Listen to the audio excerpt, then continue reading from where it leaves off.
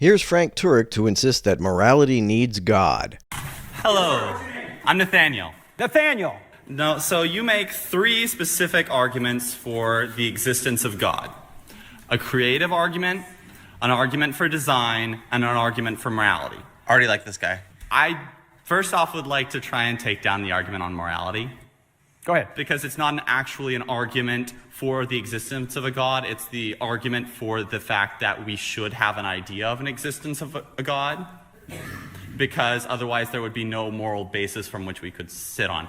In other words, it's an argument ad consequentium. Frank argues that we should believe in God because if we didn't, we'd have no objective basis for morality. Not only is that fallacious, I don't think it's even the case that the existence of God makes morality objective, because there's no reason that we ought to adopt God's morality that is both objective and non-circular. And I disagree with that because I feel that humans are inherently altruistic and moral. Okay, all right, stop there for just a second, Nathaniel. What do you mean by altruistic and moral? We are giving and we care about each other. Why is that good? Why is that good? Because it helps our species survive. Why is it good to survive? Because then we can propagate and move on as a species and continue to exist. So why is that a good thing? Who said? Why is it good to do what God says? Is it because what God says conforms to some independent standard of good? Or do you define good as whatever God says? If it's the former, then God isn't needed as a standard of goodness. If it's the latter, then saying that God is good is a meaningless tautology. Frank believes that what God says is good simply because God says it. He believes that what God says defines what is good. Why should we do what God says? Because what God says is good. Why is it good? Because God says it is. Frank's morality is circular. Why is that a good thing? Yeah. Because that is what it is. Well, that's an is. That's not an ought, though. Stalin would say, fine, Nathaniel, I'm going to survive by killing you and taking your stuff. Why is he wrong? And God would say, you should unalive all of the Canaanites and Amalekites. Why is he wrong? Oh, right, you don't actually believe that he's wrong.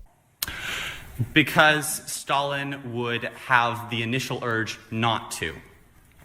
He would feel that the inherent urge of humans is to be caring for one another. There are situations where humans will not be caring about one another, and those are exceptional. But because humans are inherently altruistic, his first urge would be to take care of the person or try and help them. But if he has some motivation against that, then he would no longer have that urge, and he would decide that he wants to kill them because he has a reason to. Well, again, I think you're begging the question as to what altruism is. Why is taking care of others a good thing if there is no God? Why is taking care of others a good thing if there is a God? Is it just because God says to? Why is doing what God says good? If you say that doing what God says is good because God is your standard of good, then you are the one begging the question. That's your opinion. Is there an external referent, an authoritative, unchanging referent that you're getting that opinion from, which makes it objective, or is it just something you feel? If the unchanging standard is a subject, which if God is a conscious person, he by definition is, then the unchanging standard is subjective. But even if God were not a subject, what would be the objective reason we ought to conform to God's moral standard? If it's because that standard says to, then you've got a circularity problem. Humans, so if you take it from the stance that this is something that is consistent throughout humanity, that we care about one another, then we could superpose that as a moral impulse that we have. Okay, let me agree with you. I think we do have a moral impulse. And that's exactly what C.S. Lewis said in The Abolition of Man, when he looked at all the diverse cultures and he said, they agree on basic morality. Now, how do you explain that basic morality? Evolution giving us the ability to experience empathy. Well, there's maybe different ways to explain it, but some will say that's because God has written it on our hearts.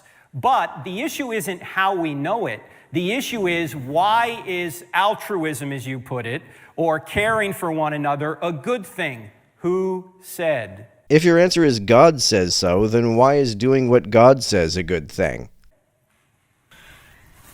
It's not necessarily that who said, it is what is. We are altruistic. This guy is giving an explanation of human morality, and Frank is trying to establish a justification. He thinks that justification is God. There is no need for someone to say that it is a good thing. It is what we are. But if Stalin comes along and says, I don't want to be altruistic, I want to be selfish and take everything for myself, and if I have to kill you to do that, I'm going to do that, why is that objectively wrong? It's not. It's simply intolerable to our consciences. When apologists bring this up, it's actually a subtle form of well poisoning. They try to make you look like a horrible person if you say that there is no objective standard by which it can be judged to be wrong. But why would we need an objective standard? What good would that do us in our opposition to authoritarianism? Did we send philosophers and theologians to the beaches of Normandy to explain the objective wrongness of occupying France? No.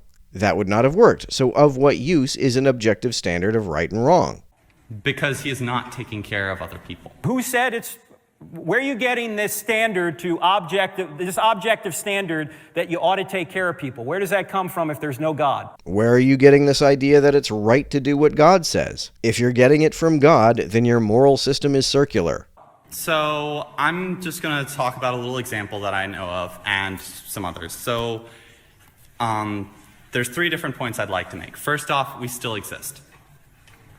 If we did not take care of each other as a social species, we would have very, very limited capabilities of still existing. We need to band together. We need to take care of each other. We need to be friendly to one another. That's presupposing that survival is a good thing. Why is it a good thing? And why us surviving? Why not roaches or antelope or black widow spiders? Why do you need the concept of good there? We're still surviving and we're being nice, kind to each other. We are being caring for one another.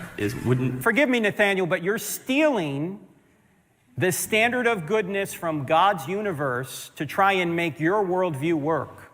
He doesn't seem to be appealing to any standard of goodness, so how is he stealing one?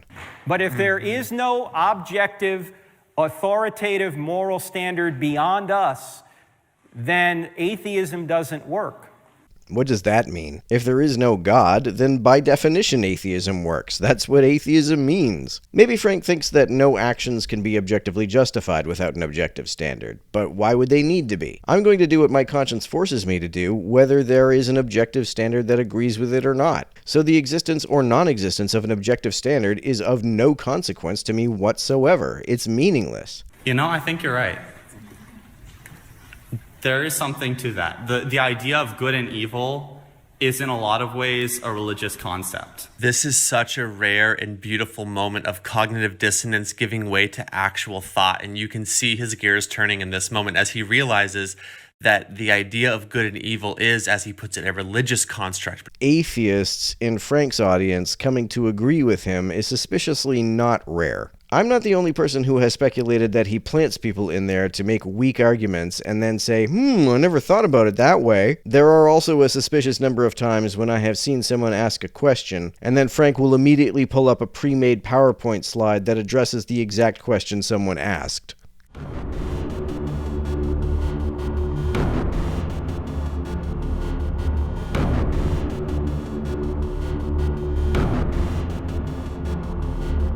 To everyone who helps me out on Patreon, you're a big help. Thanks so much.